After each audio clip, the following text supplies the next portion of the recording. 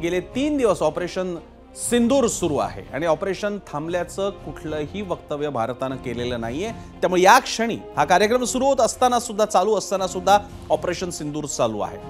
खरं तर आज दिवसभरामध्ये अशा काही फार मोठ्या घडामोडी सीमावर्ती भागात घडलेल्या नाहीयेत एक्सेप्ट फक्त एकच अपवाद सोडता तो म्हणजे आता थोड्या वेळापूर्वी उरी सेक्टरमधून काही प्रमाणात गोळीबार झाल्याची माहिती समोर येते। मात्र असं असलं तरी सुद्धा अजूनही ऑपरेशन सिंदूर चालू आहे। भारत रोजच्या रोज पत्रकार परिषद घेतोय, पाकिस्तानने काय केलं आपण त्याला कसं प्रत्युत्तर दिलं ते सुद्धा दाखवतोय आणि यानंतर आता पाकिस्तानचा थोडा आवाज नरम होताना दिसतोय कारण एक मोठी बातमी समोर आली ती म्हणजे IMF कडे आणि बाकीच्या जागतिक शक्तींकडे पाकिस्तान पैसे मागतोय। युद्ध पण लढायचंय, घरातल्या लोकांची सुद्धा तोंड भरायची, पैसा आणणार कुठून, पाकिस्तानकडे तेवढा पैसा नाही आहे आणि म्हणून 1.1 अब्ज डॉलर्सचं लोन हवंय पाकिस्तानला आणि आहे ती लोन्स त्याची फेररचना करून हवी। ऐकणार कोण, त्यासाठी पाकिस्तानचं आता सध्या सगळ्या जगाला आव्हान सुरू आहे आणि याचा परिणाम म्हणून का होईना पण पाकिस्तान आता हे युद्ध ज्याला डिएस्केलेटिंग असं या डिफेन्सच्या क्षेत्रामध्ये म्हणतात की युद्धजन्य परिस्थिती कमी कमी करत नेण्याच्या दृष्टीने पावलं टाकणं ते पाकिस्तानने सुरू केलंय का? आज दिवसभरात असा कोणताही मोठा हल्ला न करणं आणि संध्याकाळी या वेळेला काल जी स्थिती होती ती आज तुलनेनं नसणं हे त्याचं द्योतक आहे का? अशा अनेक मुद्द्यांना घेऊन आपण बोलणार आहोत आणि त्यासाठी आपल्यासोबत मान्यवर आहेत। आपण थेट जाणार आहोत गेस्ट सेंटरकडे आणि आपल्या मान्यवरांशी आपली चर्चा आपण सुरू करणार आहोत। आपल्यासोबत असतील colonel Satish Dhage, wing commander Vaishnavi Tokekar आणि ग्रुप कॅप्टन प्रवीर पुरोहित। मी पहिल्यांदा विंग कमांडर वैष्णवी टोकेकरांपासून सुरुवात करेन। वैष्णवी, याच्यातला पहिला मुद्दा म्हणजे आज साधारणपणे काही जाणवत नाहीये आणि मला याची कल्पना आहे की लगेच कोणत्या कन्क्लुजनवरती यायचं नाहीये, पण तरी सुद्धा माझा पहिला प्रश्न आपल्या सगळ्या मान्यवरांना असेल की आज काहीही मोठं न घडणं हे यापुढे डिएस्केलेशनच्या दृष्टीने बॅकडोर चॅनल्स आता ओपन झालेले आहेत का? काहीतरी संवाद सुरू आहे का जो आपल्यापर्यंत पोहोचत नाही, याचं हे एक निदर्शक मानता येईल? वैष्णवी, मला असं वाटतं ह्याच्यामध्ये 2 किंवा 3 कारण असतील। सगळ्यात पहिलं म्हणजे आपण पहिल्यापासून सांगितले आहे की नॉन एस्केलेटरी आहे। आपण फक्त टेररिस्ट जागांवर त्यांच्या कॅम्पवर हल्ले करत होतो, त्यांनी आपल्याला त्रास होतो।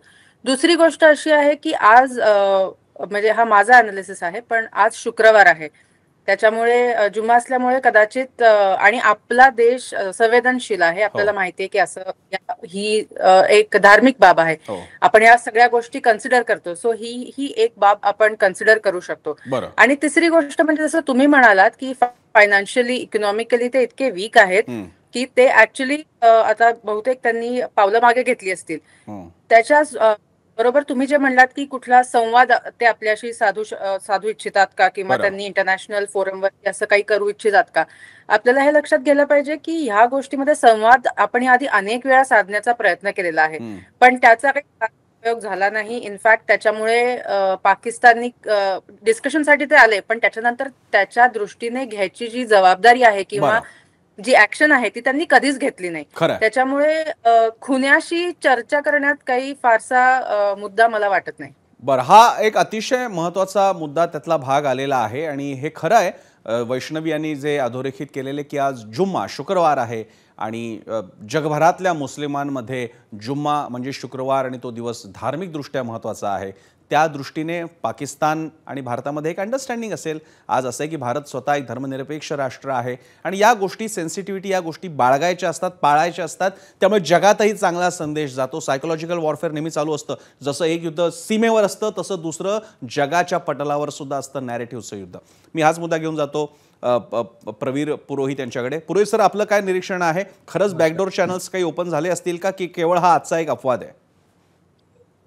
परत त्याच्यात 2-3 कारण असू शकतात।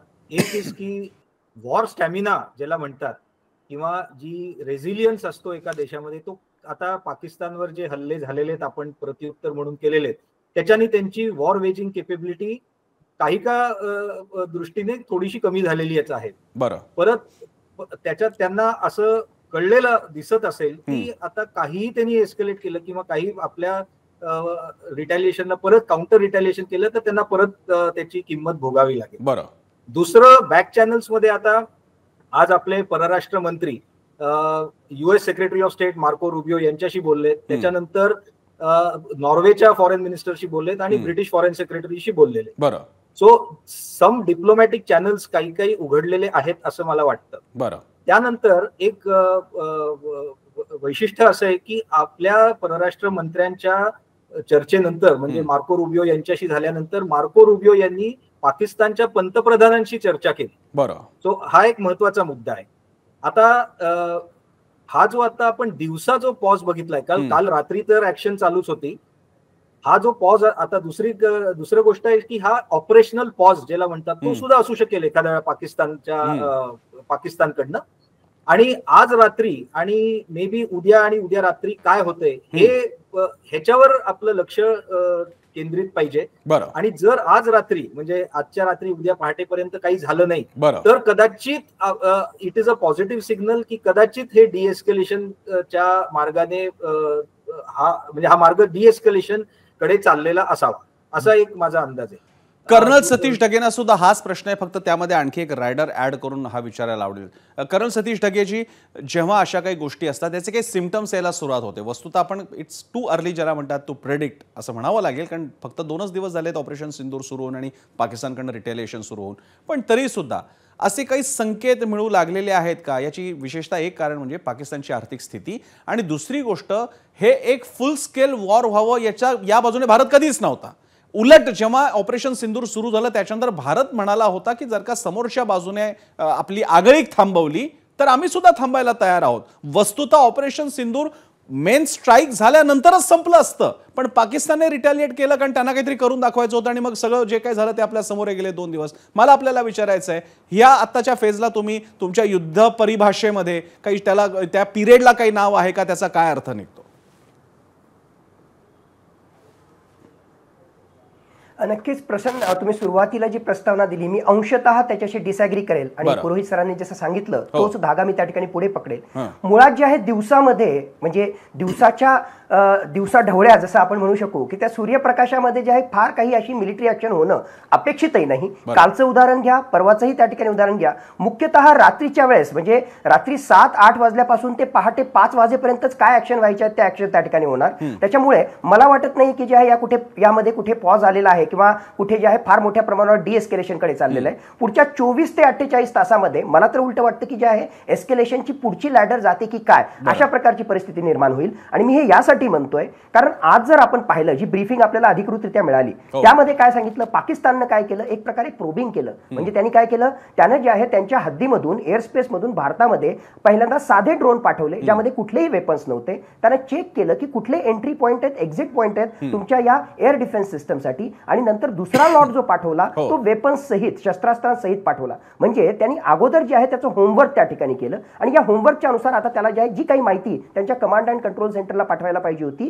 ती त्यांना त्या ठिकाणी मिळाली. माझ्या मते आता याचा पुढचं एस्केलेशन जर खरोखरच पाकिस्तान त्या अँगलनं म्हणजे हाही एक ऑप्शन त्या ठिकाणी त्यांच्याकडे असू शकतो. हा तर पहिले ड्रोन्स एक प्रकारचे जे आहेत वेपन्स लेड लेटेस्ट ड्रोन्स हा त्याचा पुढचा टप्पा असू शकतो. त्याच्यानंतर जे आहे त्याच्याकडे असणारे लेटेस्ट मिसाईल्स, कारण आता त्याला जे आहे एक प्रकारे एअर डिफेन्स सिस्टम भारताची कळालेली आहे. पुढचा टप्पा जो असणार आहे तो मिसाईल्सचा त्या ठिकाणी असू शकतो. आणि त्या मिसाईल्सच्या टप्प्यानंतर मग मात्र जे आहे त्याचे फायटर जेट जे आहेत भारतामध्ये कुठे कुठे अटॅक करता येईल अशा प्रकारे त्याचं एस्केलेशन लेटर असू शकतं. म्हणून मला वाटत नाही की आजची जी काही ब्रीफिंग आहे ती घेतल्यानंतर जे आहे कुठे हे डिएस्केलेट होतं हे मला जे आहे त्या ठिकाणी वाटत नाही. पण मी ज्यावेळेस म्हटलं की अंशतः तुमच्याशी मी ऍग्री करतो ते यासाठी की बाहेरचे जे काही फॅक्टर आहेत ज्यामधला एक अत्यंत महत्वाचा फॅक्टर पाकिस्तानची अर्थव्यवस्था आणि IMFचं जे बेलआउट आहे त्याच्याशी संबंधित आज आणि उद्या होणारी बैठक हा एक महत्वाचा फॅक्टर आहे. दुसरा फॅक्टर जो आहे फेस सेव्हर म्हणून म्हणजे भारताच्या आक्रमक रणनीतीपुढे वाचायचं असेल तर फेस सेव्हर म्हणून जी चर्चा चालली होती अजून त्याची पुष्टी झाली नाही. असीम मुनीर याला जर त्या ठिकाणी हटवलं तर कुठेतरी जे आहे सगळा हा ठिकरा त्याच्यावर फोडायचा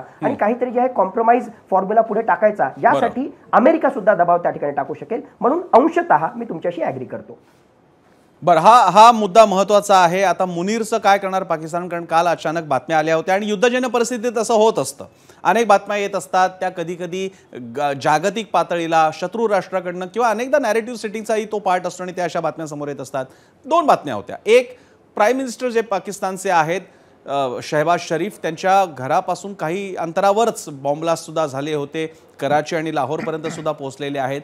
या गोष्टी सहज सोप्या येत नसतात. हे नॅरेटिव्ह बिल्डिंगचा पार्ट असतो. बरं, त्याच्यामध्ये हे खोटं वाटावं अशी स्थिती सुद्धा नाही आहे. पाकिस्तानच्या संसदेतला व्हिडिओ येतोय ज्याच्यामध्ये त्यांचे खासदार हे स्वतःच्या शहबाज शरीफवर टीका करतायत की तुम्हाला मोदींचं नाव सुद्धा घेता येत नाहीत. ते म्हणतात की आमचं रक्षण कसं होणार. काल एक खासदार जे स्वतः निवृत्त लष्करी अधिकारी होते ते रडतायत आणि अल्लाची करुणा भागतायत की आमचं रक्षण करा.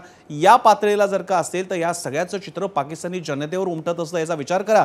आपल्या भारतात असं होऊ शकतं, संसदेमध्ये कोणीतरी खासदार रडतो की या देशाचं कोणीतरी रक्षण करावं, असं पाकिस्तानमध्ये चाललेलं आहे. त्यामुळे सायकोलॉजिकल वॉरफेअरकडे सुद्धा आपल्याला बघावं लागेल. ती सुद्धा एक विंग असेल की ज्या पातळीला आपल्याला लढावं लागेल. त्या बाबतीत मी नंतर येणार आहे. मी आता विजय खरेंकडे जातो. विजय खरे हे सामरिक तज्ज्ञ आहेत आणि सावित्रीबाई फुले पुणे विद्यापीठाच्या शैक्षणिक व्यवस्थापन समितीचे सदस्य सुद्धा आहेत. विजय खरेजी आपलं स्वागत आहे. मला आपल्याला हे विचारायचं आहे, मी आता भारत पाकिस्तानच्या पलीकडे जातो, कारण ही जी सगळी मान्यवर मंडळी आहेत ही युद्धाच्या बाबतीत आपल्याला सांगतील, स्ट्रॅटेजीच्या बाबतीत सांगतील. मला आपल्याला विचारायचं आहे की जागतिक पातळीला साऊथ एशियाच्या एवढ्या मोठ्या या भागामध्ये अशी अस्वस्थता, जगामध्ये सध्या दोन प्रमुख टेन्शन्स आहेत, एक मिडल ईस्टमध्ये, एक तिकडे रशिया आणि युक्रेनमध्ये, आणि आता तिसरा फ्रंट सुरू होतोय. या सगळ्याचे अर्थव्यवस्थेवरचे परिणाम असतात. जोडीला चीननं भारतावरती 166 टॅरिफ लागू केलंय. अमेरिका म्हणतं की आम्हाला काही देणं घेणं नाही पाकिस्तान भारतातल्या या कॉन्फ्लिक्टबद्दल. याचे डॉट्स कसे कनेक्ट करायचे?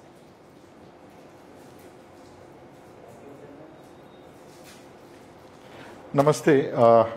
बोला. जसं आपण सिंदूर 1, सिंदूर 2, सिंदूर 3 नंतर खऱ्या अर्थाने दक्षिण आशियाचं भवितव्य काय आता हा प्रश्न सर्व भारतासह इतर देशांना आहे आणि त्या संदर्भामध्ये नेमकं आपण काय केलं पाहिजे. पहिल्यांदा सिंदूर 3 जो झाला त्या 3 मध्ये सर्वात महत्त्वाचं INS विक्रांतनी जी कारवाई केलेली आहे ती वाखाणण्याजोगं आहे. त्याचं थोडं एक 2-3 गोष्टी सांगतो की त्यांचं कराचीचं जे शहर आहे त्याचं जो बेस आहे, नेव्हल बेस, त्याचं फील्ड डेपो, ॲम्युनिशन आणि सबमरीन हे डिस्ट्रॉय केलेले आहेत. आणि त्यामुळे ऑपरेशन 3 हे खऱ्या अर्थाने आपल्या मिलिटरी कॅपॅबिलिटी, एक ब्ल्यू वॉटर नेव्ही कॅपॅबिलिटी जी आहे, म्हणजे आपण ज्याला म्हणतो की सागरी क्षमता जी आहे ही भारताने प्रोजेक्शन करून एका अर्थी चायनालाही त्याचा एक तशा पद्धतीचं सिग्नल दिलेला आहे.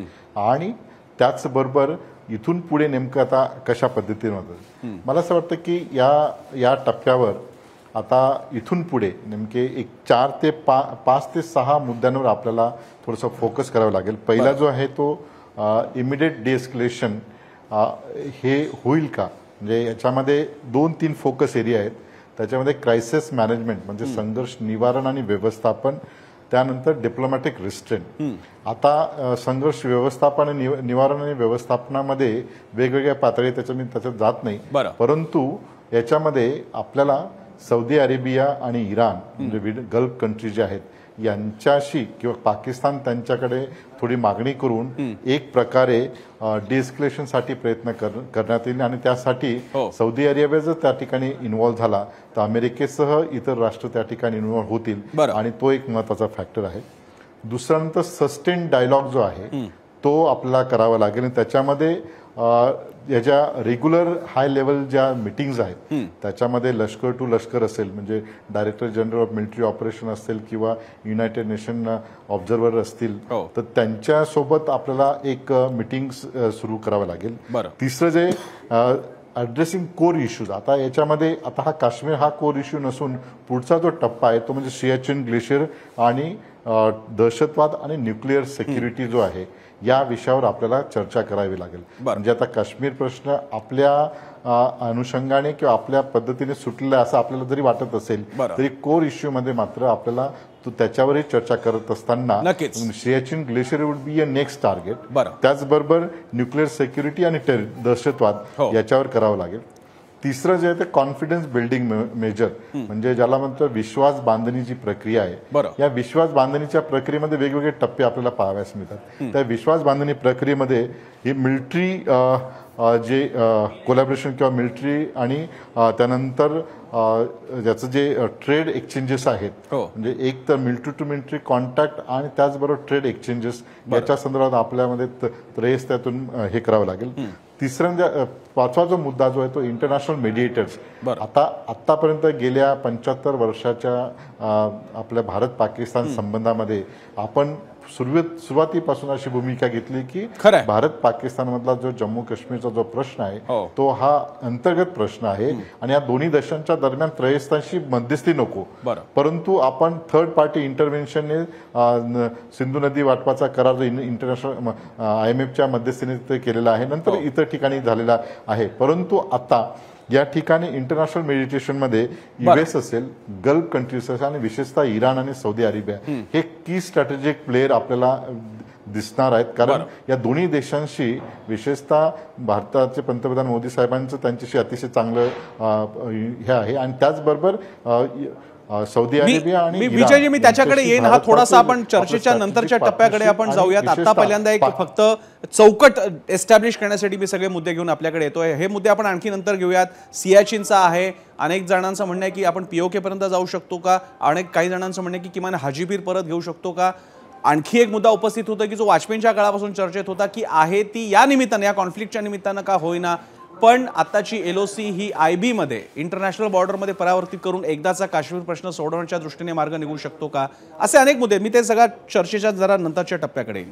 मला आत्ताच्या टप्प्यावरती पुन्हा जायचं आहे विंग कमांडर वैष्णवी टोकेकर यांच्याकडे. वैष्णवीजी, मगाशी सतीश ढगे यांनी आपल्याला सांगत होते की आता ड्रोन्स पाठवून पाकिस्तान एक प्रकारे टेस्ट घेतली आणि यापुढे ते अधिक वेपनाइज्ड ड्रोन्स पाठवतील, त्यानंतर क्षेपणास्त्र, त्यानंतर फायटर जेट.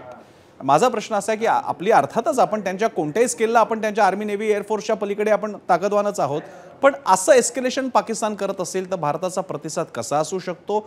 आणि त्यानंतर तुम्ही आपण किती नाही म्हणा, शेवटी असं आहे की आपण किती शक्तिशाली असलो तरी आपण फळांनी लगडलेलं झाड आहोत, त्यांच्याकडे तसं काहीच नाही आहे. उद्या त्यांच्या शहरातलं म्हणजे आता जी दृश्य येतात ती सगळी नुसती तिकडच्या फक्त शेतीची येतात, तिकडे मोठी स्ट्रक्चर्स नाहीच आहेत थोडी काही शहरं सोडल्यानंतर. माझा प्रश्न असा आहे, उद्या पाकिस्तानने जर का नुकसान करायचं म्हटलं तर आमच्याकडे मात्र समृद्ध शहर आहेत, त्यामुळे आपलं कमीत कमी नुकसान ठेवून पाकिस्तानला धडा शिकवायचा म्हणजे नेमकं काय करायचं. सगळ्यात महत्वाचं म्हणजे ह्यांनी आता जे ड्रोन्स पाठवले होते ते UCAVs होते जे आर्म्ड होते आणि त्याच्यामध्ये त्यांनी आधी स्ट्रॅटेजिकली आधी आत आले, त्यांनी सर्वेलन्स केला आणि जसं सर म्हणले तसं दुसऱ्या राउंड मध्ये त्यांनी ते आर्म्ड ड्रोन्स आत आले. त्यासाठी खूप महत्वाचं जाणून घेणं की आपली जी एअर डिफेन्स सिस्टम आहे ती पण लेयर्ड सिस्टम आहे. ऍज पर कुठलं वेपन त्यांनी ते यूज करतात त्याप्रमाणे आपण आपली वेपन्स, आपण आपले ऍसेट्स यूज करू.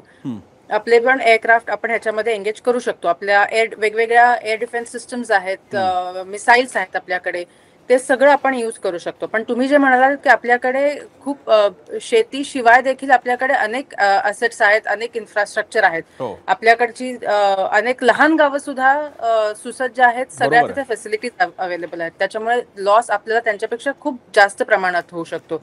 त्यासाठी मनुष्यहानी होऊ नये यासाठी आपण तिथली सगळी गावं जी IBच्या अलॉंग आहेत ती सगळी आपण वेकेट केलेली आहेत. त्यामुळे त्यांच्या या जे मॉर्टर्सचे हल्ले आहेत किंवा त्यांचे जो हा ड्रोनचा अटॅक केला, कारण या ड्रोनची रेंज साधारण 10 ते 15 किलोमीटर आहे आणि अजून वाढवली तर ती जवळजवळ 20-25 पर्यंत जाऊ शकते. आपण त्यातलं सगळं मनुष्यहानी वाचवण्यासाठी आपण त्या सगळ्या लोकांना तिथून वेकेट केलेलं आहे. आणि दुसरी गोष्ट जी आपले एअर बेसेस आहेत, म्हणजे अगदी सिव्हिल ह्याच्यामध्ये जायच्या आधी आपले एअर बेसेस आहेत, आपले लष्करी जे सगळी स्थळं आहेत ती सुद्धा IBच्या जवळ आहेत. पण त्यासाठी आपण आपल्या विविध सिस्टम्स डिप्लॉय केलेले आहेत की बिफोर त्या म्हणजे जमिनीवरून आपलं काही नुकसान करतील याआधीच तुम्ही कालही पाहिलं की हवेतच ते सगळं उद्ध्वस्त करता येतं आपल्याला. आणि यापुढे स्ट्रॅटेजिकली, टॅक्टिकली आणि प्रत्येक दिवशी ह्या टॅक्टिक्स बदलत असतात. त्याचा जो ह्या आधी अभ्यास आहे त्यानुसार त्या टॅक्टिक्स, स्ट्रॅटेजीज रोज रोज बदलत असतात. हा मुद्दा घेऊन मला सतीश ढगे यांच्याकडे जायचं आहे. ढगे सर, मगासपासून हा उल्लेख होतोय आणि गेले 2 दिवस आपलं परराष्ट्र खातं आणि आपल्या डिफेन्सच्या प्रेस कॉन्फरन्समध्ये हा मुद्दा येतोय. आमच्यावर हल्ला झाला तर आम्ही त्याला रिॲक्शनरी प्रतिसाद देऊ, आम्ही रिटॅलिएट करू. माझा प्रश्न थोडा वेगळा आहे. पाकिस्तानला असं आहे की स्ट्रॅटेजिक मुवमेंट तुम्हाला तेव्हा जास्त अप्पर हँड मिळतो जेव्हा तुम्ही वेळ ठरवता, तुम्ही क्षेत्र ठरवता, त्यावेळी तुम्हाला तो अप्पर हँड मिळतोय. इथे भारताची भूमिका, आणि ती चांगल्या मनाने भूमिका आहे, मानवी भूमिका आहे, की तुम्ही आमच्यावर हल्ला केल्यावर आम्ही हल्ला करणार. फक्त प्रश्न असा आहे, तुम्ही हल्ला करणार म्हणजे पाकिस्तान हल्ला करणार, यामध्ये आपण पाकिस्तानला 2 फायदे देऊ करतोय. एक, वेळ तुम्ही निवडणार आहात, जागा तुम्ही निवडणार आहात. माझा प्रश्न आपल्याला असा आहे की भारताची ही मानवतावादी भूमिका अशीच चालू ठेवणं किती काळ आपल्याला शक्य होणार आहे. प्रसन्नजी अतिशय उत्कृष्ट प्रश्न विचारला आणि मर्मावरच तुम्ही बोट ठेवलं. जे कीवर्ड्स आहेत या प्रेझेंटेशन मधले, या ब्रीफिंग मधले, ते 2 कीवर्ड्स आहे. एक आहे रेसिप्रोकल ऍक्शन आणि दुसरी जी आहे रिस्ट्रेन्ड ऍक्शन. हे 2 शब्द आपण त्या ठिकाणी वापरले आणि इथेच माझ्या मते आपली गोची होते. मुळात आपल्याला काय ऑब्जेक्टिव्ह हासिल करायचे आहेत? आपल्याला जो आहे दहशतवादाचा लढा त्या ठिकाणी लढायचा आहे. मागच्या 7 दशकाचा आपला काय अनुभव आहे? नक्कीच आम्ही जे आहे युद्ध त्या ठिकाणी, आम्हाला युद्ध पाहिजे नाही, पण आम्ही डायलॉग केला, आम्ही डिस्कशन केले, आम्ही डॉझियर सगळ्या जगासमोर त्या ठिकाणी मांडले. पाकिस्तान ऐकत नाही म्हणूनच आम्हाला या स्टेजला यावं लागलं ना. मग तुम्ही जसं म्हणताय की जर आपल्याला हे पॉलिटिकल ऑब्जेक्टिव्ह हासिल करायचे तर मग त्यांच्या रूलनुसार आपण का प्ले करावं? हा रिस्ट्रेंट हा शब्द आपण का त्या ठिकाणी करावा? रिसिप्रोकल हा शब्द त्या ठिकाणी का करावा? जर तुमचे मिलिटरी ऑब्जेक्टिव्ह पक्के असतील, जर तुमचे पॉलिटिकल ऑब्जेक्टिव्ह पक्के असतील, स्ट्रॅटेजिक ऑब्जेक्टिव्ह पक्के असतील, तर हा रिसिप्रोकल हाही शब्द योग्य नाही, रिस्ट्रेंट हाही शब्द योग्य नाही. जगाला ओढून आम्ही सांगितलं की आमचा जो आहे दहशतवादाविरुद्धचा लढा आहे आणि त्यामध्ये जे जे कोणी येतील, जर पाकिस्तानचं लष्करमध्ये असेल तर त्यालाही आम्हाला जे आहे त्याचा बंदोबस्त करावा लागेल. एवढी क्लिअर कट आपली भूमिका असताना, जगाला ओढून सांगितलेलं असताना, आपण जे आहे मिलिटरीली अशा प्रकारचा रिस्ट्रेंट आणि रेसिप्रोकल हा शब्द का त्या ठिकाणी घेतो? प्रसन्नजी मला फक्त 1.5 मिनिटाचा वेळ द्या, कारण तुम्ही ऑलरेडी काढलेला आहे आणि मला ते टेम्प्ट होतंय. बऱ्याच वेळेस काय होतं, इंटेलेक्च्युअल डिस्कशन करणं म्हणजे जे आहे थोडंसं जे सॉफ्ट भूमिका घेणं, सगळ्यांना सामावून घेणं. तर पीओकेचा आता तुम्ही मुद्दा त्या ठिकाणी काढलेला आहे. फक्त मला 1.5 मिनिटाचा वेळ त्या ठिकाणी द्या. मला वाटतं की पाकव्याप्त काश्मीर, हा पाकव्याप्त काश्मीर जो आहे त्याला सम्मिलित भारतामध्ये करणं हा एक महत्वाचा टप्पा या युद्धाचा म्हणा किंवा या सगळ्या संघर्षाचा असायला हवा. का मी म्हणतोय? पहिली गोष्ट, 1994च्या पार्लमेंटच्या रिझोल्युशननुसार, टेम्पल ऑफ डेमोक्रेसी आहे, पार्लमेंटच्या रिझोल्युशननुसार जे आहे पाकव्याप्त काश्मीर हा आमचा अधिकृत इंटिग्रल त्या ठिकाणचा कॉम्पोनंट आहे.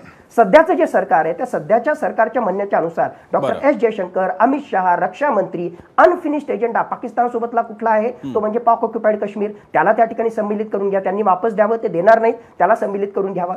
ही दुसरी गोष्ट. तिसरी गोष्ट, दहशतवादाचं सेंटर कुठलं आहे? पाकव्याप्त काश्मीरमध्ये. मग 1955चा टेम्पररी प्रोव्हिजन असणारा आर्टिकल 370 हे जे आहे असं वाटत होतं की कोणी त्याला हातच लावणार नाही. नरेंद्र मोदीच्या नेतृत्वाखाली जर 2019ला त्याला जर हटवल्या जाऊ शकत असेल तर हे जे पीओकेचा जो कॉम्पोनंट आहे तो त्या ठिकाणी जो आहे का एकदाचा त्याचा प्रॉपर बंदोबस्त करता येणार नाही. आणि शेवटचा मुद्दा, आपल्या ऑफिशियल मॅप मध्ये आमचा जम्मू काश्मीर जो आहे तो आपण मुंडकी छाटून देतो का? पाक ऑक्युपाईड काश्मीर जो आहे तो सोडून त्या ठिकाणी देतो का? आपण सगळीकडे जे आहे ऑफिशियल मॅप मध्ये पाक ऑक्युपाईड काश्मीर जो आहे तो आमचाच भाग आहे, मग त्याला फक्त मॅप मध्येच ठेवणार का? कधीपर्यंत मॅप मध्ये ठेवणार आहोत? मग ही अग्रेसिव्ह भूमिका जर अधिकृतरित्या भारत सरकारची आहे, मॅप मध्ये कुठेही जर आपण तोडलं तर सगळा जो आहे एवढा धिंगाणा आपण त्या ठिकाणी करतो, मग कधीपर्यंत त्याला जे आहे फक्त मॅप मध्येच ठेवणार? आणि हे जर मॅप मध्ये जर ठेवायचं नसेल, खऱ्या अर्थानं आपल्याशी सम्मिलित करायचं असेल तर कधी ना कधीतरी खमकी भूमिका घ्यावी लागणार. आणि तुमचा जो प्रश्न होता तो रेसिप्रोकल शब्द काढा, रिस्ट्रेंट शब्द काढा. जोपर्यंत ऑब्जेक्टिव्ह हासिल होत नाही तोपर्यंत जे आहे आपल्याला कणखर भूमिका घेणं आवश्यकच आहे. आणि नरेंद्र मोदी सरकारकडून माझ्या मते सामान्य भारतीयाची हीच अपेक्षा आहे. मी त्यातला पीओकेचा मुद्दा मी सगळ्यात शेवटच्या टप्प्यावरती ठेवेन आणि तो मला विजय खरेंपासून मी त्याचा पॉलिसी अनालिसिस करायला आपण थोडा सुरू करू. पण पीओके मध्ये जर का जायचं असेल तर आपण मग मला तो प्रश्नच मी सगळ्यात शेवटी ठेवला होता की मग आपण मोरल हाय ग्राउंड, मी इकडे प्रॅक्टिकली डेव्हिल्स ॲडव्होकेट सारखा मी प्रश्न विचारणार. म्हणजे मी भारत राष्ट्रवादी असलो तरी सुद्धा व्यवहार मला कळतो म्हणून, एकदा का पीओके मध्ये भारत घुसला की मोरल हाय ग्राउंड गेला भारताचा. आता भारताची सगळी लाईन ऑफ ॲक्शन आहे पाकिस्तानने हल्ला केला म्हणून आम्ही प्रतिसाद देतोय, पण पीओकेत घुसला की भारत आता या हल्ल्याचा वापर करून पीओकेत घुसतोय असं चित्र तयार होणार आणि भारताचा मोरल हाय ग्राउंड जाणार. पण मी हा प्रश्न चर्चेच्या शेवटच्या टप्प्यावर ठेवणार आहे. मला अजून पुन्हा एकदा तो जो रिस्ट्रेंटचा मुद्दा होता तो घेऊन मला पुरोहित सरांकडे जायचंय. पुरोहित सर, नेहरूंच्याच नाही त्याच्या आधीपासून भारतावरती एक ओझं आहे, नैतिक ओझं असा शब्द मी त्यासाठी वापरेन, की भारताने इतिहासामध्ये कधीच कोणावर हल्ला केला नाही. हल्ला केला नाही त्याचे काही ऐतिहासिक दाखले केले तर मुळात आपल्या इकडच्या इतक्या गुंतागुंतींमुळे आणि सामाजिक विषमतेमुळे इतकी ताकदच भारताची नव्हती की कुणावर कसलं तरी जाऊन राज्य करावं. जे काही होतं ते अखिल आशियामध्ये जे काही राज्य होतं ते लहान लहान होत होत भारतापुरता उरलं. त्यामुळे फार अभिमान बाळगावा अशी गोष्ट नाही की आपण कोणावर युद्ध करायला गेलो नाही, कारण तशी क्षमताच नव्हती आपली. फार क्वचित अशी साम्राज्य झाली की ज्यांनी असं एक आपलं ताकद दाखवली, पण मुळात तेव्हा संघर्ष करायची गरज नव्हती. थोडंसं हे पार्श्वभूमी मी यासाठी हे सांगायचा प्रयत्न करत होतो की तो वारसा भारताने इतका वागवला, त्याचं इतकं ओझं अंगावर घेतलेलं आहे की ते नेहरूंनी पण फॉलो केलं आणि ते करत करत आताच्या मोदी सरकारपर्यंत जयशंकर यांच्या तोंडून सुद्धा ऐकायला मिळतं आम्ही काय ॲग्रेशन दाखवणार नाही. माझा तुम्हाला तोच प्रश्न आहे. थोडक्यात काय की पाकिस्तान वेळ निवडणार, पाकिस्तान शस्त्र निवडणार, पाकिस्तान जागा निवडणार आणि भारताने काय करायचं तर फक्त डिफेन्स करत राहायचं. एक काळ होता ज्यावेळी ब्रिटनमधल्या मिनिस्ट्रीला युद्ध खातं असं म्हटलं जायचं, नंतर आपण अर्थात भूमिका बदल म्हणून आता आपण डिफेन्स मिनिस्ट्री म्हणतो. या भूमिकेचा आपल्याला 180 डिग्री बदल करून विचार करायची गरज आली आहे का? मला पहिल्यांदा मी अगदी ठामपणे हे सांगतो की जे भारत सरकारचं जे सध्याच्या ऑपरेशन सिंदूर मधलं धोरण आहे ते अतिशय बरोबर आहे. बरं, आता आपल्याला इथं बसून असं वाटतं की it is like playing a video game. आपण करतो अरे मारतोय, तसं नाहीये. जे ऍक्च्युअली लढतायत त्यांना माहितीये काय चाललेलं आहे. रिस्ट्रेंट आणि रेसिप्रोकल आणि प्रोपोर्शनेट हे तिन्ही शब्द जे आहेत त्याच्यात खूप विचारपूर्वक केलेले आहेत. बरं, मला थोडंसं, कारण तुम्ही इतिहासात गेला तर मला सुद्धा थोडं जरूर. इतिहास. महाभारतामध्ये महाभारतचं युद्ध काय होतं? मॉरल युद्ध होतं ते.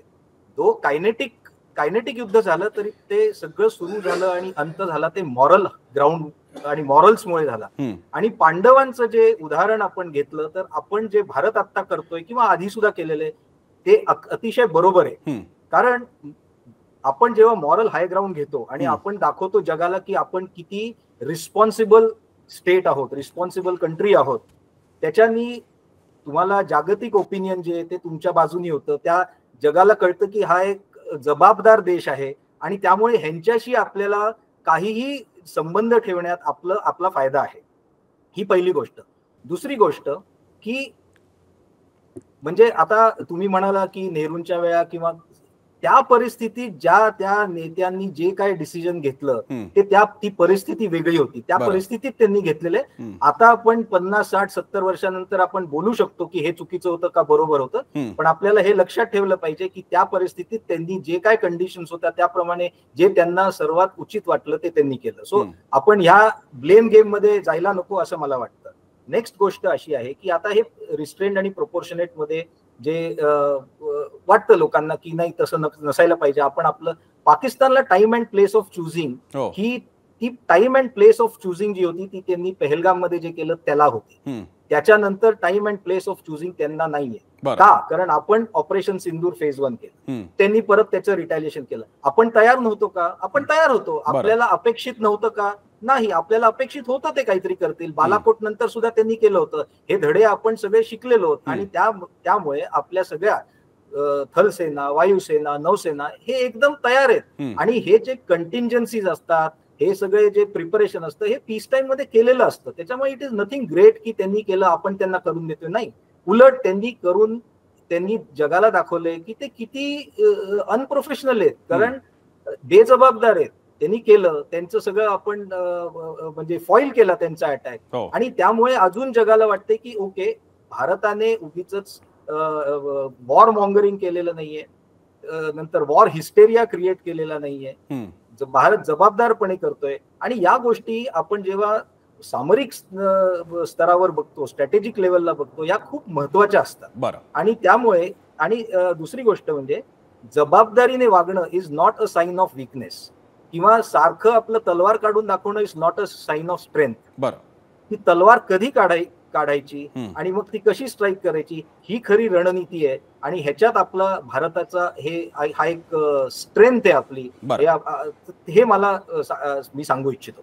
विजय खरेंकडे जाण्यापूर्वी पुरोहित सरांच्या मुद्द्याशी अतिशय नम्रपणे त्यांचा अनुभव आणि माझी माहिती याच्यात फरक आहे. अनुभव आणि माहितीत फरक आहे. अनुभव हा ज्ञानाच्या पुढची पायरी आहे, माझ्याकडे फक्त माहिती आहे. पण पुरोहित सर, मी थोडासा आपल्याशी सहमत होऊ शकत नाही. इस्रायलने आतापर्यंतच्या सगळ्यामध्ये बेजबाबदारीपणाच्या अनेक दाखले दाखवता येतात. त्यांनी तर ह्युमन राईट्स व्हायोलेशन्स केलेले आहेत, पण म्हणून त्यांच्याशी कोणी आधीचा इतिहास काढत बसत नाही. परवापर्यंत UAE मध्ये त्यांचा राजदूत बसणार होता आणि तिकडे त्यांचं ऑफिस सुरू होणार होतं. सौदी सुद्धा त्यांच्याशी रिलेशन चांगले करणार होते. ज्या पाकिस्तान बरोबरच्या युद्धामध्ये फाळणीच्या नंतर जेव्हा पहिल्यांदा घुसखोर आले होते, त्यानंतर आमच्या राजकीय नेतृत्वाने मानवतेचा विचार करून आणि कायद्याचा आदर राखण्यासाठी आम्ही आंतरराष्ट्रीय कोर्टात गेलो आणि आम्ही सगळ्या प्रकारच्या गोष्टींना स्वागत करण्याचा प्रयत्न केला. परिणाम काय? POK आज आपल्या हातात नाही आणि ती डोकेफोड होऊन बसलेली आहे. दरवेळी त्याचा आपल्याला त्रास होतोय. चायना जो चायना आज ज्यांच्याशी आपले संबंध चांगले असे मानायचे सगळे प्रयत्न भारताने केले, तो आजही सिक्युरिटी काउन्सिलमध्ये भारताच्या प्रवेशासाठी दरवेळी खोडा घालून बसलेला आहे आणि इतर राष्ट्रांना सुद्धा त्याचं काही पडलं नाहीये. वस्तुतः इतर राष्ट्र पाहुण्याच्या हातून भारता नावाचा विंचू कसा मारला जाईल आणि तो सिक्युरिटी काउन्सिलमध्ये कसा येणार नाही याचा प्रयत्न करतोय. सर, मी रिअल पॉलिटिक्सचा मी विचार करणारा माणूस आहे. माझ्या दृष्टीने ज्याची काठी वाजवली जाते त्याचं ऐकलं जातं. जेव्हा इस्रायलने दाखवून दिलं त्यावेळी त्यांचं ऐकलं गेलं, छोटासा देश असून सुद्धा. आपण हा सगळा नैतिक, आणि मला घ्यायलाही काही हरकत नाहीये, आम्ही युद्ध करणार नाही, आम्ही जागा निवडणार नाही. आज मला सांगा सर, आपण म्हणतोय की आम्ही अभिमानाने म्हणतो की पाकिस्तानी लष्कर वेगळे आणि दहशतवादी वेगळे, आणि आम्ही दहशतवादी तळांवर हल्ले करतोय, आर्मीवरती करत नाहीये. आणि हाच भारत देश आणि हेच आमचे सगळे जयशंकर म्हणतायत की पाकिस्तानी या दहशतवाद्यांच्या त्यांच्या फ्युनरलला त्यांना डायरेक्ट फ्लॅग ऑफ ऑनर मिळतोय. आमचे पाकिस्तानचे लष्करी अधिकारी त्याला जातात. म्हणजे थोडक्यात काय, भारत हेही मान्य करतोय की लष्कर आणि ISI आणि दहशतवादी एकच आहेत, आणि हाच भारत हेही मान्य करतोय की आम्ही लष्करावर हल्ला करणार नाही, आम्ही फक्त दहशतवाद्यांवर करणार. आणि म्हणून माझा प्रश्न होता की असे रिस्ट्रिक्ट किती काळ स्वतःवर घालून ठेवायचे? तुम्ही त्यांच्या तिकडचे जे एअरबेस आहेत, किती काळ आपण तिकडनं विमान उडायची वाट बघणार आहोत? आपण कधी तिकडे थेट जाणार आहोत? आणि याच्यानंतर जो आंतरराष्ट्रीय पातळीला भारताचं कसं कौतुक होईल, या कौतुकासाठी आपण फक्त मार खायचा आहे का, हा माझा प्रश्न होता. माझ्या या सगळ्या बोलण्यामधल्या तुमच्या अनुभवाच्या तुलनेत ही माहिती पूर्ण एकांगी, चुकीची आणि कदाचित थोडीशी भावनेने ओथंबलेली असू शकते. त्या मर्यादा मान्य करून सुद्धा माझा हा प्रश्न होता. कदाचित त्याला आपण नंतर उत्तर द्याल अशी मला अपेक्षा आहे. मी आता खरेंकडे जातो. खरे सर, या सगळ्या पार्श्वभूमीवर शेवटी असं आहे की पाकिस्तान किती वीक आहे हा महत्त्वाचा भाग नाही आहे, पण तो जिओ पॉलिटिक्सचा एक महत्त्वाचा भाग आहे. पाकिस्तान इतका पण दुर्बळ राहून चालणार नाही की या रिजनल बॅलन्समध्ये जे पॉवर गेम चालू असतो, ज्याला ग्रेट गेम सुद्धा म्हणतो, आणि त्याचा एक पाकिस्तान भाग आहे. ग्लोबल पॉवर्स याच्याकडे कसं रिॲक्ट करतील?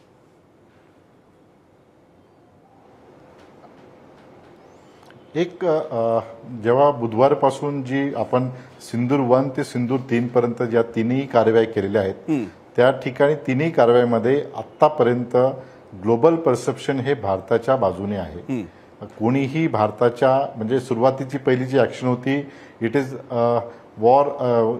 ऍक्ट अगेन्स्ट म्हणजे वॉर अगेन्स्ट टेरर असं जी होती आपली, ती भूमिका होती. दुसरी जी कारवाई झाली ती प्रिएम्प्टिव्ह ऍक्शन होती, आणि तिसरी जी होती to demonstrate our blue water navy capability. या तीन याच्यात जर तुम्ही नीट बघितलं तर एक साम्य दिसतंय की आपली कॅपॅबिलिटी जी आहे ही शत्रू राष्ट्रांना दाखवणे. परंतु तुम्ही सुद्धा संरक्षण शास्त्राचे विद्यार्थी आहात, तुम्हाला माहिती आहे की जे संजू जे आहे, जे चायनीज थिओरिस्ट आहे, त्यांचं जे पुस्तक आपण नेहमी रेफरन्स घेतो, आर्ट ऑफ वॉर, यांनी एक असं एक स्टेटमेंट त्यांचं की आपण आपल्या शत्रू राष्ट्रांना एवढंही कमकुवत समजता कामा नये. आणि याचं कारण असं आहे की आज जरी ग्लोबल परसेप्शन म्हणजे सिक्युरिटी काउन्सिलसह इतर सौदी अरेबिया असेल किंवा UAE असेल, मुस्लिम देश असेल, कतार असेल, चीन असेल, चीन नाही, रशिया असेल, UK असेल, ते त्या ठिकाणी आपल्याकडे परसेप्शन आहे. आजच रशियामध्ये 27 देशांचे राष्ट्रप्रमुख आणि 90 देशांमध्ये त्यांची 80 वर्ष झालेली आहेत त्यांच्या या दुसऱ्या महायुद्धाच्या विजयाला जर्मनीच्या, आणि तिथे रशियाचे राष्ट्राध्यक्ष आणि चीनचे राष्ट्राध्यक्ष यांची आज मोठी मीटिंग सुरू आहे. म्हणजे आजही तिथे त्यांची चर्चा आहे. या दोन्ही देशांच्या संदर्भामध्ये यांची जी भूमिका आहे, म्हणजे चायना आणि रशिया यांचं सर्वात पहिलं जे स्ट्रॅटेजिक जे मर्मस्थान आहे ते म्हणजे अमेरिका. आणि अमेरिका हे कशा पद्धतीने बॅलन्स या दक्षिण आशियामध्ये करेन. मध्यंतरी बायडन सरकार त्या ठिकाणी भारताच्या सोबत स्ट्रॅटेजिक पार्टनरशिप करत, तेच पाकिस्तानलाही IMF द्वारे मदत करत होतं. म्हणजे हे जे जिओ पॉलिटिक्स आणि जिओ स्ट्रॅटेजिक अँगल्स आहेत, याचं नीट आपण त्या परिप्रेक्षाने जर बघितलं तर आपल्याला असं लक्षात येईल की जर आपण अतिताईने कुठली ऍक्शन केली तर कदाचित त्याचं बाउन्स बॅक होऊ शकतो. आणि म्हणून भारत सरकारने एकीकडे जिओ पॉलिटिकल जिओ इकॉनॉमिक्सचा विचार करत असताना सिस्टमॅटिकली तो अप्रोच डेव्हलप करून त्या ठिकाणी ऍक्शन केली. नंबर 1. नंबर 2, आपलं दुसरं एक सर्वात महत्वाचा जो अँगल तुम्ही जो मगाशी म्हटलात की पाक ऑक्युपाईड काश्मीर, हे खरं आहे की आता सध्या जी फेवरेबल कंडिशन जागतिक पटलावर आहे, म्हणजे आपल्याला जी फेवरेबल कंडिशन आहे, पूर्वी 71च्या युद्धामध्ये त्यावेळेस परिस्थिती वेगळी होती, पण आज जी परिस्थिती आपल्या फेवरेबल आहे ही निश्चितच पाक ऑक्युपाईड काश्मीर आपण आपल्या लष्करी कारवाईने घेऊ शकतो. परंतु प्रश्न असा आहे की त्या ठिकाणी जर आता आपलं सर्वात महत्त्वाचं बॅलन्स जर करायचं असेल तर चायनाला या ठिकाणी इंटरव्हेन्शन करता कामा नये. आणि चायना जोपर्यंत इंटरव्हेन्शन जोपर्यंत आपण पाक ऑक्युपाईड काश्मीर किंवा चायनाचे जे सिपॅकला कुठेही हल्ला करत नाही तोपर्यंत चायना याच्यामध्ये इन्व्हॉल्व्ह होणार नाही. परंतु चायनाचा जो सपोर्ट आहे, इथून पुढचे जे प्रश्न आता निर्माण होणार आहेत, मी म्हटलं की पहिल्यांदा आपण गल्फ वॉरमध्ये स्कड आणि पॅट्रॅक मिसाईलच्या द्वारे संपूर्ण युद्ध बघितलं. इथून पुढे आता जे युद्ध होतील ते अनमॅन व्हेकल्स आणि ड्रोन टेक्नॉलॉजीद्वारे होणार आहेत. आणि या भारत पाकिस्तान कॉन्फ्लिक्टद्वारे इथून पुढचे जे युद्ध होतील नॉन स्टेट ऍक्टरद्वारे किंवा स्टेट ऍक्टरद्वारे ते अनमॅन व्हेकलद्वारे होणार आहेत. आणि त्याचा सर्वात मोठा जागतिक पातळीवर एक थ्रेट जो आहे तो आपल्याला पाहाव्यास मिळतो. आणि त्या अनुषंगाने आता जरी आपण पाक ऑक्युपाईड काश्मीर आज घेतला तरी इथून पुढे मात्र याचं जे आहे चायनाची जी भूमिका आहे ती महत्वाची आहे. म्हणून मला असं वाटतं की या प्रश्नाकडे आपण हे बघितलं पाहिजे. दुसरं खरेजी फक्त मला वेळेची मर्यादा आहे. मला एक बेसिक तुमचा मुद्दा लक्षात आला. मला इतरांकडनं पण वेळ तसा वाटून द्यावा लागेल. मी वैष्णवी टोकेकरांकडे पुढचा मुद्दा घेऊन जातो. वैष्णवी टोकेकरजी, मला आता चर्चेच्या शेवटचा काळ जो मला आपल्या सगळ्या मान्यवरांना द्यायचा आहे तो म्हणजे या सगळ्या क्लॅश संघर्षामधून म्हणजे आपल्यासाठी त्याचं नाव आहे ऑपरेशन सिंदूर, आपण काय मिळवू शकतो. पहिलं टार्गेट मिळवलेलं आहे ते म्हणजे आपण दहशतवादी अड्ड्यांवरती काय कारवाई केली, 100 जण ठार झाले तशी आत्ताची तरी माहिती आहे आणि आपलं एक बेसिक टार्गेट कंप्लीट झालं. आता पाकिस्तानकडे एस्केलेशन चालू राहिलं आणि आपण रिस्पॉन्ड करत राहिलो तर आपल्याला शेवटी ठरवावं लागणार आहे की याची किंमत कोण मोजणार आहे आणि किती मोजायची. या पातळीला लष्करी म्हणजे प्रत्यक्ष कृती आणि ज्याच्यात लष्कर आलं आणि पॉलिसी आपण किती मोजायचं याचा फायदा किंवा तोटा, कारण नंतरचा फायदा कोणता आहे आपण पीओके जाणार नसू तर. तुम्ही याकडे कसं पाहता? सगळ्यात महत्वाचं म्हणजे जेव्हा कुठली ऍक्शन घेतली जाते, जसं तुम्ही म्हणालात की सगळ्यात महत्वाची आपली ऍक्शन होती की अँटी टेररिझम, जे टेररिस्ट कॅम्प्स आहेत ते उद्ध्वस्त करणे. पण हे करण्याआधी आय एम प्रिटी शुअर की त्यांनी ह्या सगळ्याचा विचार केलेला असेल की हे किती एस्केलेट होईल, कसं एस्केलेट होईल. त्याचप्रमाणे पाहिलं तर हे इंटरनॅशनल फोरम वरती अतिशय वेगळ्या दृष्टीने बघितलं जातंय. सगळं अख्खं जग भारताला सपोर्ट करतंय. त्यांच्यामध्ये आपली जी काही भूमिका आहे ती बरोबर आहे. सगळ्या देशांचे नेते यांनी सांगितलं एक्सेप्ट टर्की आणि अजून एखाद्या देशांनी त्याच्यावरती पाकिस्तानच्या फेवरमध्ये रिॲक्ट केलंय, इन्क्लुडिंग चायना असं म्हणतोय की त्यांना टेररिझम मान्य नाही. बाकी त्यामुळे इंटरनॅशनल फोरमवरती हे खूप आवश्यक आहे. आता आपण पूर्ण जगालाही असं दाखवून दिलेलं आहे की ज्या आपल्या सिस्टम्स आहेत ते अतिशय रोबस्ट आहेत. HQ-9 पाकिस्तानचे जे व्हर्जन आहे जे त्यांनी चायनाकडून घेतलेले ते आपण डिस्ट्रॉय करू शकलो. त्यानंतर अनेक त्यांच्या ज्या सिस्टम्स आहेत, अनेक गोष्टी आपण ह्याच्यामध्ये अख्ख्या जगाला दाखवून दिलेल्या आहेत की आपण पॉलिटिकल विल वाईज आणि टेक्नॉलॉजी वाईज आपल्याकडे किती सॉलिड आणि रोबस्ट असं प्लॅन आहे. आपल्या सैन्याची धैर्य, पॉलिटिकल विल ह्याच्यामध्ये ह्या सगळ्या गोष्टी आपण दाखवून दिल्यात. हे मला असं वाटतं लिमिटेड नाहीये पाकिस्तान आणि आपल्या देशापुरतं. हे इंटरनॅशनल स्टेजवर जरी तुम्ही पाहिलं तर याची एक अतिशय वेगळी, हे सगळं खूप संकेतिक आहे पूर्ण जगासाठीच. मला हा मुद्दा पुढे घेऊन जाताना कर्नल सतीश ढगेंकडे मी चालू. ढगे सर, मगाशचा तुमचा मुद्दा ज्याला मी म्हणालो तो शेवटी सगळ्याच आपण स्पर्श करू. तुम्ही म्हणताय तसं कधीपर्यंत आपण थांबणार आणि कधी आपण पीओके मध्ये जाणार किंवा नाही जाणार वगैरे. आणि त्यावेळी माझा प्रश्न होता तो आता मी तुम्हाला विचारतो, असं जर का भारत करू लागला तर मात्र आताचा जो मोरल हायग्राऊंड ज्याचा मगाशी उल्लेख आता वैष्णवी टोकेकरांनी केला की आता जग आपल्या बरोबर आहे, पण तुम्ही पीओके घेण्याच्या दिशेने जाऊ लागला तर आता मात्र तुम्ही तुमच्यावरती जो काही स्ट्राईक वगैरे झाला, दहशतवादी हल्ला, त्या लिमिटेड कॉन्फ्लिक्टचा वापर आता एक फुलफ्लेज वॉर घेऊन काहीतरी जमीन ताब्यात घेण्याचा प्रयत्न करतायत. आणि अशावेळी भारताची तुलना बलाढ्य रशिया, आकार मोठा प्रचंड ताकद, भारत आकार मोठा प्रचंड ताकद, तिकडे त्यांनी युक्रेनचा घास गिळायचा प्रयत्न केला आणि भारत आता पीओके ताब्यात घेतोय, अशी तुलना होईल आणि सगळ्यात महत्त्वाचा जगातला हा मोरल हायग्राऊंड आपण गमावून बसू. आता तुमचं काय म्हणणं आहे ढगेजी? नक्कीच आपण 2025 मध्ये आहोत. आपण 1947ला, यस आवाज येतोय माझा? हो येतोय, बोला. यस, आपण 2025 मध्ये आहोत. आपण 1947ला नाहीये. 1947 ते 2025 या काळामध्ये हेच केलं ना, मोरल हायग्राऊंडच घेतला, डायलॉग केलं, डिस्कशन केलं, डेलिब्रेशन केलं, डिप्लोमसी केली सामान्य माणसाच्या भाषेमध्ये. कारण हा कार्यक्रम जो आहे तो सामान्य माणसासाठी आहे. सामान्य माणसाच्या भाषेमध्ये जब घी सीधी उंगली से नहीं निकलता है तो टेढ़ी करनी पड़ती है. 2025 मध्ये आम्ही तेढीची गोष्ट करतोय. आम्ही जे 1947 मध्ये तेढीची गोष्ट करत नाहीये. तुम्ही जो शब्द वापरला real politic, exactly this is what the real politic is. एक गोष्ट. दुसरी गोष्ट, या ठिकाणी मोरल हायग्राऊंड, फक्त मोरल हायग्राऊंडच्या आधारावर किती नुकसान करून घेणार? मोरल हायग्राऊंडच्या आधारावर मागच्या 3 दशकामध्ये शेकडो लोकांचा जीव गेला तर तुम्हाला चालतो? तुम्ही सॉफ्ट स्टेट म्हणून राहिले तर त्या ठिकाणी चालतं? बाकी सगळा जो आहे या फक्त दहशतवादामुळे तुमच्या इन्व्हेस्टमेंटवर परिणाम झाला तर त्या ठिकाणी चालतो? भारताचा तुकडा पडला तर तुम्हाला तर चालतो? फक्त आम्हाला काय करायचं? मोरल हायग्राऊंड. या मोरल हायग्राऊंडला किती दिवस तुम्ही पकडून ठेवणार? व्हॅल्यू बेस्ड नक्कीच असावं. म्हणूनच मी म्हणतोय पहिल्या दिवशी आम्ही जो आहे युद्धाची गोष्ट कधीच आम्ही करत नाहीये. आम्ही जर इथे पोहोचलेलो आहे तर त्याला त्या ठिकाणी कारण आहे. आणि दुसरा, मी विजय खरे सरांशी जे बिलकुल सहमत त्या ठिकाणी आहे, चायनावाला फॅक्टर जो त्या ठिकाणी आहे, आणि चायनाच्या फॅक्टरला न्यूट्रलाइज करण्यासाठी सुद्धा आपल्याकडे डिप्लोमसी आहे, आपल्याकडे जी बदलती जिओ पॉलिटिक्स आहे त्याचा फायदा घेता येईल. फक्त हिंट मी देतो, ज्या प्रकारे ट्रम्प बाबांनी ज्या प्रकारचं वॉर सुरू केलेलं आहे, टेरिफ वॉर सुरू केलेलं आहे, माझ्या मते या घडीला जर सर्वात 2 महत्वाचे प्लेयर जर कोणी एकत्र येऊ शकतात या ट्रम्पच्या टेरिफ वॉर विरुद्ध लढण्यासाठी, तर त्यामधला एक आउट ऑफ बॉक्स त्या ठिकाणचं सोल्युशन असू शकतं चायना आणि इंडिया. खऱ्या अर्थाने चायनाने ढगे सर, चायनानेच आपल्यावर 166% टॅरिफ लावला. माझ्या मते डिप्लोमसीकडे त्या ठिकाणी असणार.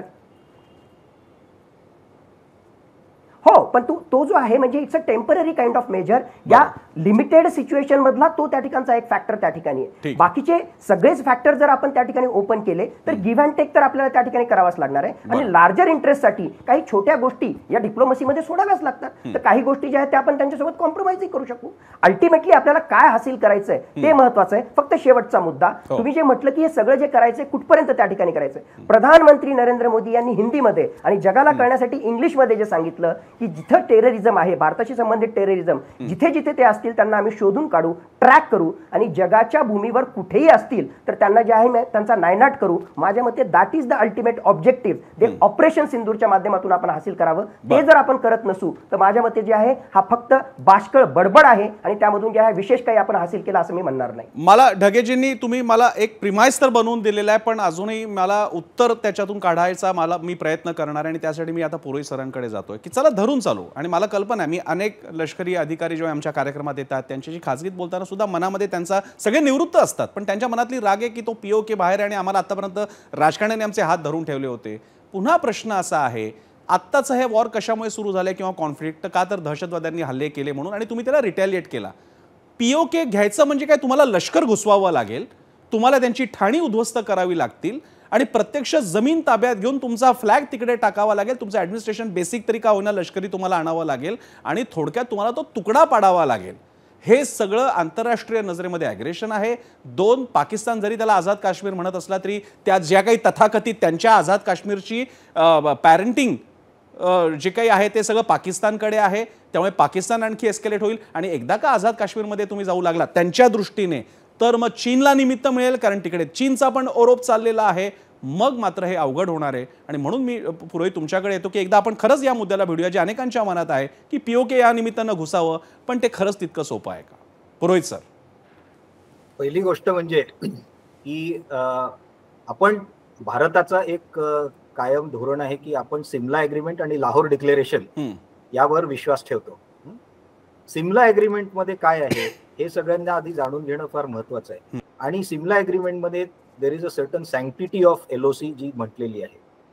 ती सँक्टिटी आपणच आपलं धोरण आज असं करून म्हणजे फेकून देऊन खिडकीच्या बाहेर असं नाही करू शकत की आपण आज पीओके घेऊ. POK is a part of India, that is there is no doubt about it, there is no doubt. तो सध्या पाकिस्तान व्याप्त आहे आणि तो परत इंडियात येणं हे सुद्धा त्याच्याबद्दल काही शंका नाही किंवा डाऊट नाही, त्याच्याबद्दल काही माझं म्हणणं नाही. परंतु आपण आपलंच धोरण जर खिडकीच्या बाहेर टाकलं तर आपल्यात आणि मॉरल हाय ग्राउंड हे का महत्वाचं आहे, कारण wars can be fought on anything, territory असो काही असो, पण जस्ट वॉर ज्याला म्हणतात, just war is always fought on a moral high ground. Moral high ग्राउंडचा परत मी म्हणतो अर्थ असा नाही की तुम्ही चुपचाप ऐकून घ्या, सहन करा, नाही. कसं एस्केलेट करायचं, कसं प्रोपोर्शनेट द्यायचं, कॅलिब्रेटेड रिस्पॉन्स द्यायचा, हे सगळं आपण गेले 3 दिवस बघतो आहे. यात कुणालाही जर अशी शंका असेल की आपण भारत फार कमजोर पडलाय किंवा कमजोर आहे, नाही. एक मुद्दा तुम्ही घेतला होता की पाकिस्तानच्या एअरफील्डला आपण का काही अजून स्ट्राईक करत नाही.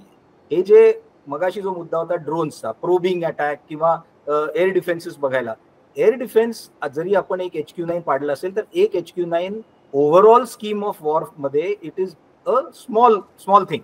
ओके, त्यांच्याकडे भरपूर रिडेंडन्सी आहे, त्यांच्याकडे सुद्धा एअर डिफेन्स सिस्टम्स आहेत आणि उगीच जस्ट बिकॉज इमोशनली चार्ज घेऊन आपण असं नाही की आपले विमान पाठवायचे when we know the threat level is high आणि त्याच्याने आपले कॅज्युअलिटीज होऊ शकतात अननेसेसरी. त्यांचं एअर डिफेन्स जर हे एस्केलेट झालं, देर is a step by step त्यांचं एअर डिफेन्स आपण डिग्रेड करू, डिस्ट्रॉय करू आणि मग जेव्हा आपल्याला एक एअर कॉरिडॉर मिळतो, सेफ कॉरिडॉर मिळतो, त्याच्यातनं आपली विमानं घालून जरी तोपर्यंत त्यांनी ऐकलं नाही, then we can do that airfield strike. So माझं असंच मत, म्हणजे माझं असं एक विनंती आहे की थोडा संयम राखला पाहिजे. भारत सरकार जे करतंय धोरण ते एकदम बरोबर आहे सध्याचं, आणि असं नाही की आपल्याला it is not a T20 game की लगेच 20 ओव्हर्स मध्ये 40 ओव्हर्स मध्ये आपल्याला रिझल्ट मिळेल. This is like a test match, let us be patient. ठीक आहे, मी जाणार होतो खरेंकडे शेवट करायला, पण बहुधा ढगेंना काहीतरी क्विक मुद्दा मांडायचा आहे. ढगे सर फक्त थोडक्यात प्लीज. नक्कीच, म्हणजे सरांनी जे त्या ठिकाणी सांगितलं आणि काल जे आहे कालच्या तुमच्या गेस्ट सेंटरमध्ये सुद्धा मी त्या ठिकाणी होतो, वेळ त्या ठिकाणी जास्त चर्चेसाठी नव्हता, त्यावेळेस सुद्धा मी मुद्दा मांडला होता की ड्रोन वॉरफेअर हा अत्यंत महत्त्वाची भूमिका भारत आणि पाकिस्तान यांच्या संघर्षामध्ये त्या ठिकाणी मांडणार आहे. आणि पुरोहित सरांनी काल मुद्दा मांडला होता की नाही या ड्रोनचं जे खूप जास्त हाईप त्या ठिकाणी करण्यात आलेलं आहे. 24 तासातच आपल्याला त्या ठिकाणी दिसलं की किती मोठ्या प्रमाणामध्ये पाकिस्ताननं ड्रोनच्या माध्यमातून त्या ठिकाणी हल्ले केलेले आहेत. आणि असा आतापर्यंत आज दिवसभर त्या सगळ्या बातम्या सुरू होत्या की आपण सुद्धा पाकिस्तानमध्ये काही कारवाई केलेली आहे, त्याची कुठलीही पुष्टी आजच्या प्रेस ब्रिफिंगमध्ये त्या ठिकाणी झाली नाही. पण मुळात मुद्दा हाच आहे की ड्रोन त्या ठिकाणचा जो आहे ड्रोन वॉरफेअरचा महत्त्वाचा कॉम्पोनंट असणार आहे. आणि सरांनी जसं त्या ठिकाणी सांगितलं की ऑफकोर्स म्हणजे त्यांच्याशी पुन्हा मी पार्शली पुरोहित सरांशी ॲग्री करतो आणि माझ्या मते खरे सर असतील किंवा पुरोहित सर असतील किंवा माझंही म्हणणं त्या ठिकाणी जे होतं, कोणीच म्हणत नाही की 2 दिवसात 3 दिवसात हे आपल्याला त्या ठिकाणी करायचं आहे. अल्टिमेट एंड प्रॉडक्ट त्याचा जो आहे किंवा जे अल्टिमेट ऑब्जेक्टिव्ह आहे, म्हणूनच मी प्रधानमंत्री नरेंद्र मोदी यांचं ते स्टेटमेंट त्या ठिकाणी घेतलं होतं. आणि पाक काश्मीरमध्ये कोणीच म्हणत नाही की 1-2 दिवसामध्ये हे सगळं होईल, पण अल्टिमेटली ते ऑब्जेक्टिव्ह हासिल करण्यासाठी आपल्याला सिस्टमॅटिकली पुढे त्या ठिकाणी जावं लागेल, त्याच वेळेस ते ऑब्जेक्टिव्ह हासिल करता येईल. आज घडीला जे आहे फक्त ओके आम्ही जे आहे काही टेररिस्ट हायडआउट्स केले म्हणजे मला लक्षात आलं, मला शेवट फक्त मी खरेंवरती हाच मुद्दा घेऊन घेतो. आपल्याला हासिल करता खरे सर आत्ताच थोडक्यात फार वेळ कमी आहे, पण मी फार मोठा महत्त्वाचा प्रश्न विचारतोय वेळ कमी असून सुद्धा. आत्ताची परिस्थिती, जागतिक परिस्थिती, आपले मित्र पाकिस्तान त्यांचे मित्र जमवायचा प्रयत्न करतोय, आपल्याला हे एक लिमिटेड कॉन्फ्लिक्ट ठेवण्यातच हित आहे का आपण जसं हे मान्यवर म्हणतात तसं आपण थोडंसं आणखी पुढे जाऊ शकतो? तुम्हाला काय वाटतं?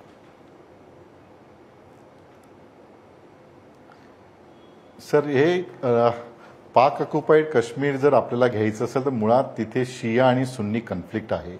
शिया समूहाचे लोक आपल्या सोबत आहेत, सुन्नी आपल्या सोबत नाहीत. आणि जोपर्यंत जसं बांगलादेश आपण स्वतंत्र केलं तिथे संपूर्ण एक समूह सोबत होता, तिथे हा जो क्रायसिस आहे हा फार क्रिटिकल आहे आणि त्याच्यामुळे त्या अनुषंगाने बघणं गरजेचं आहे. आणि सर्वात महत्त्वाचं मला असं वाटतं की हे जे लो इंटेन्सिटी कॉन्फ्लिक्ट जेव्हा मिड इंटेन्सिटीला कन्वर्ट होतो त्याचे डायमेन्शन वेगळे असतात आणि मिड इंटेन्सिटी कन्वर्ट होऊन हाय इंटेन्सिटी कॉन्फ्लिक्टमध्ये कारण त्याचे डायमेन्शन वेगळे आहेत. आत्ता सध्या आपला ॲक्ट ऑफ वॉर नसून वॉर अगेन्स्ट टेररिझम या नावाने आपण ऑपरेशन सुरू केलेलं आहे.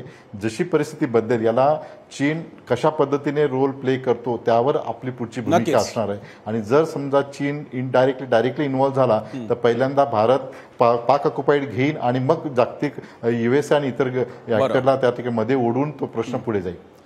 फार महत्त्वाचे मुद्दे या निमित्तानं पुढे आलेले आहेत आणि अनेक मुद्दे हे लोकांच्या मनातले मुद्दे होते, त्याला आपल्या या सगळ्या पाहुण्यांनी उत्तर द्यायचा प्रयत्न केलेला आहे. आणि आपल्याला कल्पना आली असेल, थोडीशी कल्पना आली असेल की हे मुद्दे किती गुंतागुंतीचे आहेत. आपल्या सगळ्यांच्या भावना वेगळ्या असतात. आपण इथून बोलतोय, तिथे मात्र लढणारे व्यक्ती वेगळे आहेत, निर्णय घेणारे व्यक्ती वेगळे आहेत आणि त्यांच्यासमोरचा पट अतिशय मोठा आहे. त्यामुळे आपण त्या सगळ्या लोकांवरती विश्वास ठेवूया, मात्र त्याच्यावेळी चर्चा मात्र करूया. या निमित्तानं चुकीचं का असेल मत ते मांडलं जाईल आणि बरोबर का असेना मात्र योग्य ते उत्तर आपल्यापर्यंत येईल. यासाठीच तर चर्चा जनहिताची म्हणजे झिरोवर. आपण सगळ्या मान्यवरांनी colonel Satish Dhage, wing commander Vaishnavi Tokekar, group captain Pravir Purohit आणि विजय खरे यांनी वेळ दिला. आपल्या सगळ्यांचे आभार. इथेच थांबूया. पाहत राहा एबीपी माझा. एबीपी माझा, उघडा डोळे बघा नीट.